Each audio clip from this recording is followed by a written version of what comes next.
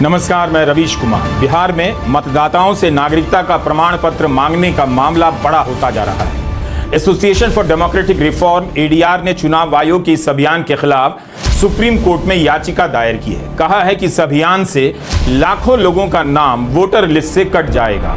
Economic times में खबर छपी है कि सुप्रीम कोर्ट का ही एक फैसला है कि चुनाव आयोग नागरिकता की जांच नहीं कर सकता। तब फिर चुनाव आयोग बिहार में नागरिकता की जांच कैसे कर रहा है?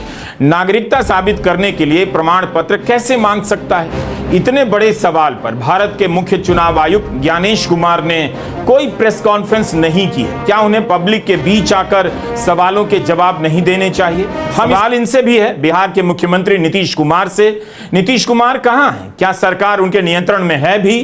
क्या नीतीश कुमार का स्वास्थ्य उनके नियंत्रण में है और वे पहले की तरह सरकार चला रहे हैं? अगर सब कुछ ठीक है, नीतीश अपने कंट्रोल में हैं, तब वे इस सवाल पर पूरी तरह क्यों चुप हैं कि चुनाव आयोग चुनाव से ठीक 3 महीना पहले यह सब क्यों कर रहा है? उनके राज्य की जनता से नागरिकता का प्रमाण पत्र मांगा जा रहा है। क्या अगर सेहत ठीक होती तो नीतीश कुमार ऐसा होने देते या चुप रह जाते? तेजस्वी यादव 9 जुलाई को चक्का जाम करने की बात कर रहे हैं। इतना बड़ा मामला होता जा रहा है, क्या नीतीश कुमार चुप रहते? नीतीश कुमार जिस तरह के नेता रहे हैं, वे चुनाव आयोग के इस अधिकार पर सवाल जरूर उठाते कि आयोग कैसे नागरिकता की जांच करेगा। आयोग का काम नागरिकता देना या इसकी जांच करने का नहीं है। इतने बड़े सवाल पर उनकी चुप्पी उनकी सेहत के सवाल पर बात करने के लिए मजबूर करती है।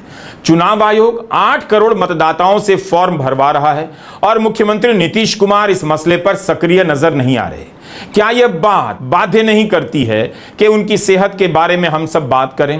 क्या सेहत के कारण नीतीश कुमार सक्रिय नजर नहीं आ रहे? बिहार की जनता को जानने का अधिकार है कि इस वक्त जब उसकी नागरिकता के प्रमाण पत्र मांगे जा रहे हैं, उनके मुख्यमंत्री नीतीश कुमार का स्वास्थ्य उनके नियंत्रण में है या नहीं। कई महीनों से बिहार में इसकी चर्चा चल रही है कि हालत ठीक नहीं, फैसला कोई और ले रहा है। इस तरह की बातों और अफवाहों को भी शांत करने के लिए जरूरी है कि नीतीश कुमार की सेहत पर विश्वसनीय तरीके से जानकारी आए।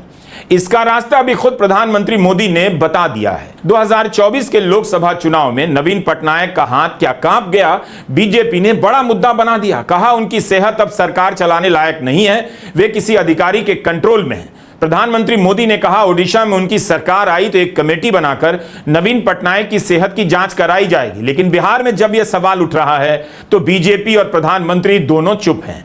गांव-गांव में अफरा तफरी मची है, लेकिन मुख्यमंत्री इससे जुड़े सवालों के आसपास भी नजर नहीं आ रहे। कई महीनों से किसी रहस्य की तरह बिहार नजर आ रहा है। मुख्यमंत्री सबके सामने नजर आते हैं, लेकिन उस तरह से नहीं लगते जैसे पहले नजर आते थे।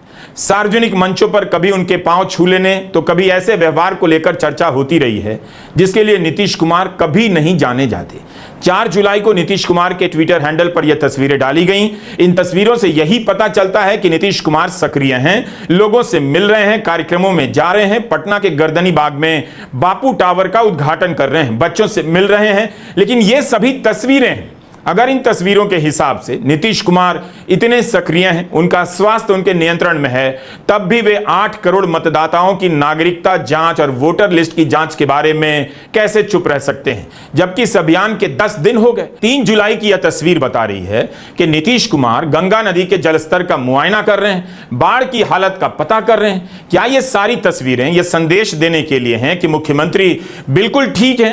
तब मुख्यमंत्री इस पर क्यों चुप है कि 8 करोड़ मतदाताओं से फॉर्म भरने के लिए क्यों कहा जा रहा है? वह भी चुनाव से ठीक 3 महीना पहले। यह काम 1 महीने के भीतर कैसे हो सकता है? अब आप बताइए, इन सब के बीच बिहार में 8 करोड़ वोटर की जांच का भी काम चलेगा। सभी से फॉर्म भरने के लिए कहा जा रहा है। लोगों के पास प्रमाण पत्र नहीं, ऐसी खबरें छप चुकी हैं। 1000 तरीके की मुश्किलें आ रही। राजद और कांग्रेस का कहना है कि बाढ़ के समय यह काम नहीं हो सकता और ना इतने कम समय में। कम से कम बिहार के मुख्यमंत्री को अब बोलना चाहिए कि विपक्ष जो सवाल उठा रहा है वह सही है या नहीं। इतना तो बताना चाहिए कि क्या बाढ़ के बीच मतदाता से नागरिकता का प्रमाण पत्र मांगा जा सकता है? क्या चुनाव आयोग मतदाता से नागरिकता का प्रमाण पत्र मांग सकता है?